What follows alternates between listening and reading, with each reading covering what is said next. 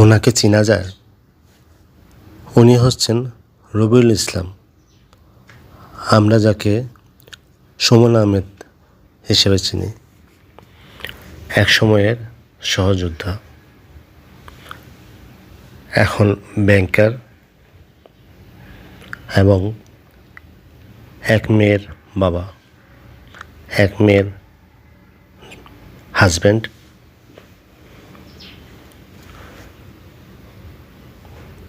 অনেকদিন ধরেই তার একটি ছবি এঁকে দেওয়ার জন্য আমাকে বলছিল, যদিও তিনি নিজেও ছবি আঁকেন এবং আমার চেয়ে বেশি ভালো ছবি আঁকেন, কিন্তু তিনি কোনোদিন আমার ছবি এঁকে দেননি। যাই হোক, তার ছবিটা আঁকলাম। ছবিটা ভালো লাগলে লাইক, শেয়ার, কমেন্ট করবেন। ধন্যবাদ।